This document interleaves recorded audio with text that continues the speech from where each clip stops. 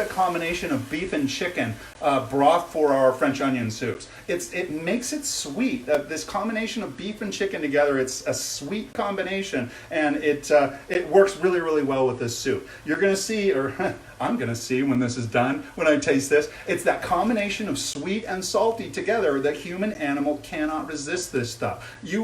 French onion soup, you guys might know, when you see it on a menu, it's not down there with soup of the day for $3.50 a cup or whatever. It's like in the premium area with the cheese on top for $6, $7, $8.50 a bowl, right?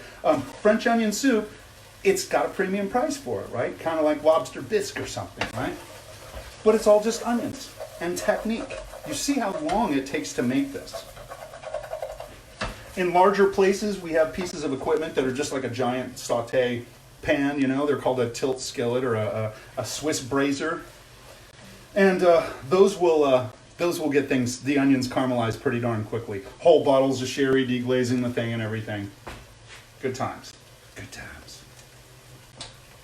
Good times. All right, so I've got some very, very ugly looking onions. Let's take a look at them. You got to see this, okay? As I always say to my students, the ugliest one wins. Look at that stuff. It looks nothing like those onions that we cut up in the beginning, okay? So there she is. It's looking beautiful. So far, there's butter and garlic in there. There is onions. I added a few bay leaves and a little bit of thyme. And everything else is just deglazing, sherry, melting the caramel that develops in there. Sherry, lots and lots of sherry in there. Oh yes, where is smell-o-vision when you need it? Gosh, no kidding, right? I would love that right now. So right now I'm giving it one last little scrape on the bottom. It's super dark in there. Oh my goodness. It's dark and mysterious. Ain't going in there, Paul. Okay. I'm going to add my 2 quarts of brown delicious liquid, my stock. And notice I'm pouring it on that little spoon right there. There was a lot of onion caramel on that spoon. And that is a beautiful thing. I also wanted to bring to the party, I told you I had just a couple of ounces of sauce from short ribs from the other day. It's just an extra blast of flavor. As a line cook, I used to save little bits and bobs like that in my cart all the time. And I need a little something to give something some kick. Hey, I can kick a little of that short rib sauce in here or something. So here it is. It is a superior tasting stock. And I'm going to work that into my French onion soup. And you're definitely probably not going to have this stuff at home. But it's just a nice little addition. Really what I want to kind of the teachable moment here, though, really is, hey, bring whatever you got in your quarantine kitchen to the table, right? Whatever might work. This ain't about recipes, guys. It's about that technique I just showed you for caramelizing onions, and it doesn't have to be sherry. It could be some wine or something like that, right? We use that in so many ways. When I made short ribs a few weeks back, if you guys saw that little vid last week. If you guys saw that, you saw me using tomato paste and getting that browner and browner and browner. We called it pincé, and that's how I made that really dark short rib sauce. And now I'm using that stuff again. And you're seeing these patterns repeat over and over again. It's just so awesome. The more you know about cooking, the less you know, because there's just so much more to know about it, okay? So back to the soup, okay? I got all my liquids in it. I'm gonna crank this up to 11, okay? It's cranked as high as it'll go. I'm not gonna hurt anything. There's liquid in there. As long as it's not all boiling, I can just crank this all the way up. I need to do a quick little wipe down while you guys look at that.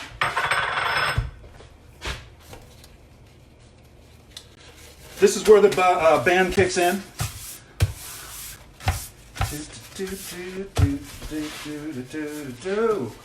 Yes. All right. Still got a little funk there. And quite frankly, ladies and gentlemen, the only thing we have that's not in there is my bouquet garni. Okay, I'm going to drop that fellow in there. If I'm making a stock or something like that, it's just bones and onion peels and stuff like that in a pot. That's all going to get strained out later. I don't need string or anything like that if I throw herbs into a stock, because everything gets strained. But this French onion soup isn't going to get strained later. I need all that stuff in there. I need to be able to pull all of these herbs out at one time. So that's what the bouquet is about. If I'm making a stew or a preparation like a soup or something, that's where I use that bouquet. We even use like cheesecloth bags sometimes and throw those in as well. So right now it's cranked as high as she can crank. We're going to bring that up to temperature. Another thing about French onion soup, that whole caramelization thing, a lot of chefs might bring a little brown sugar into the mix too. You saw me do it all perfectly, just with the onions and everything, just to kind of show you that with a little bit of butter and a little bit of onion, you can do a lot of things in your pot, right? But yeah, some people will kind of cheat a little bit and throw a little bit of that extra sweet in there, okay? So any advice for amping up the flavor of my vegetable stock? Lots and lots of herbs, lots and lots of your dried herbs and things like that. Don't be afraid to throw those guys in there, bay leaves and thyme and all of those dried herbs. I tend to buy my spices in whole seeds and things like that, and then I can toast them and crush them, or not toast them and crush them at will, whenever I decide to. And they tend to stay a little bit fresher that way, right? Yeah, other things to amp up the flavor of your stock. So I mentioned herbs and spices. Don't forget the aromatics, like lots more onions, that mirepoix stuff, the celery and onion, the carrots, lots and lots of garlic. Play with shallots. You can go Asian and start doing like dashi stocks. I don't know if you play with that stuff, but invest in some kelp and some bonito flakes and things like that if you're into that sort of stuff, and have those broths around. I just love just a cup of miso in the morning. That's just so delicious, and it's nice. I always talk about how broths are oftentimes much nicer in the morning than drinking some cup of bitter brew, some coffee or something like that. Having some kind of a miso broth or just a veggie broth, okay? One of my favorite things in veggie broths, since you asked, is cilantro stems. I like those cilantro stems. Anytime I can get some of those for my veggie stock, it's just this brightness. Oh, that's right, you don't like cilantro. Sorry about that, Mo. I just remembered. But that is, I have to say, one of my faves in my stock. I didn't mean to do that. So after all of that talk, it looks like I'm beginning to get up to this boil here. Let me get a little sip of this.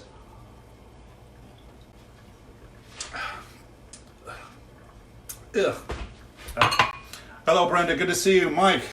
Eva Weed, Maureen. Thanks. Thanks, girl. Okay, so you can see I got a little bit of a boil going over here. I'm going to push my pot over, and I'm going to taste it, see where I am. I want to work a few little spices in there. I'm going to work a little more of my black pepper in there. So I got this grinder here, and it cranks out a good amount of pepper. I really like this. My lovely wife gave me this, probably my first wedding gift, so I've had this thing for a good 23 years.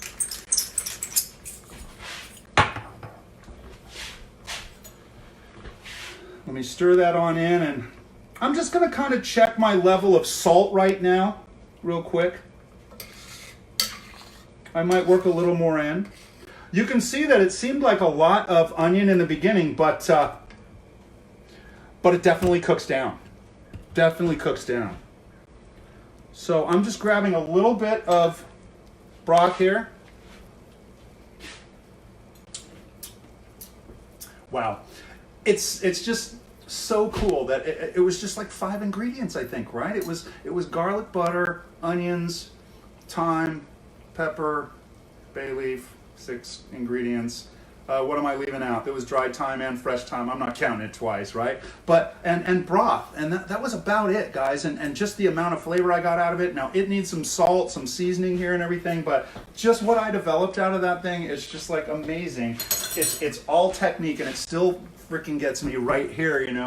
That something so simple can be brought out of the dark ages into the best restaurants in the country, right? It's just beautiful stuff. I love this. So I am going to work a little bit of salt in this. It's now furiously boiling. I'm going to turn this guy down, okay? I never want my stuff furiously boiling, okay? Unless it is maybe a pasta or a grain or something like that. I'm cooking off a grain.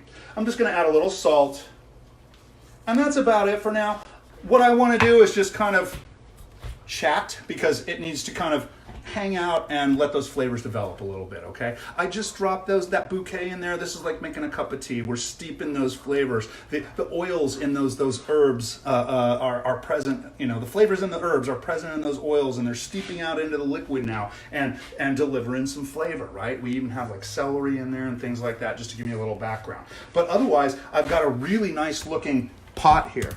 One other thing I can kind of point out is I've developed a little bit of foam on the surface, and that's something that we will tend to want to kind of work out of there. So I have my dipping spoon here. I'm going to go ahead and roll over the top of that and try and gather up some of that foam or scum. It's boiling a little heavy, so I'm turning it down. I'm probably on about 4 out of 10 right now. And I'm just going right along the surface, and I'm scooping up that foam off of there. Because that foam just kind of makes things cloudy. It's the stuff that's in the liquid that would have made it cloudy if we weren't able to get it out of there. So just riding on the surface, getting that foam. And I don't want to scoop up broth. Change hands. Broth is precious. Whoa. If there's a lot of fat, you want to go ahead and skim that off too. You don't want tons of fat. And I got most of that foam out of there. We're going to let that ride. Again, it's just kind of at a simmer, that bloop, bloop, bloop. That's about all I'm looking for. I'm even pulling back a little bit on that. I'm going to check my salt again. So there's my dipping spoon, and here's my tasting spoon.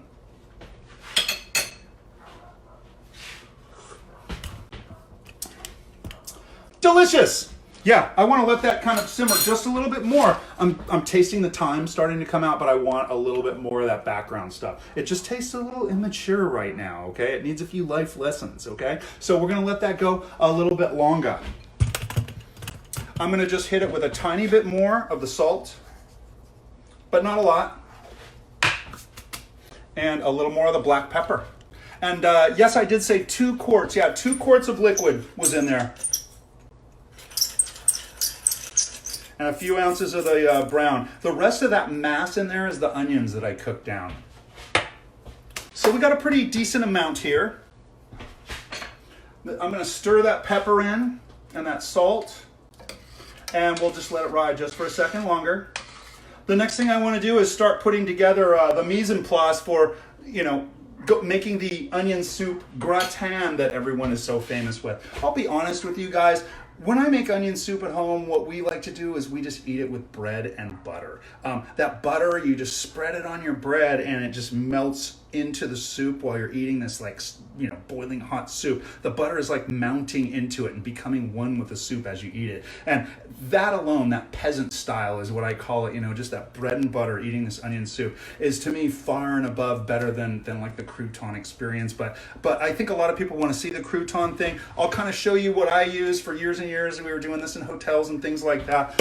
What I would do when I got an order for French onion soup is I would put it in a pan like this, like a couple of orders in a pan that I can hold on to, right? And that way I can kind of build these guys, and you know, it's a busy service or something like that, and then I just lift that pan up into a broiler or something like that and brown that stuff off, and it's done. Here I'm going to have to use my oven, okay? So I'm going to crank up my oven to as hot as it will go. I've never been fond of the digital ovens. I like a knob I can turn. I can just turn it up. Okay. It's still going. How high does she go? Okay, 550, okay? Almost 600 degrees, that's not bad. So it's cranked all the way. I'm cranking that up, and our soup has been simmering for a little bit. I'm gonna go ahead and make this stuff, okay? You guys are making your own bread. I've just got a few little slices over here. I gotta say, this is peasant food, and I kind of view this as a way to use up leftover bread. In the restaurants, we were using croutons and things like that, right? And so I basically have what I had kind of some nice sliced sourdough, and I went and I got the butts. I don't know if you call them that, but I love those end pieces on the bread and everything. And so I just got all of my oddball little shapes of butts and everything, and I'm gonna just jam them on top of the soup here. I'm gonna throw some cheese on this thing, and we're gonna bake it off super hot. And you know, in a couple of minutes, well, we'll see how long it takes in my little baby oven here or whatever. But we're gonna have a chunky looking, nasty baked French onion soup that you could serve in a restaurant. Okay, serve to royalty, right? And so that's what it's all about. Okay, so let me just give this soup one more little blast here.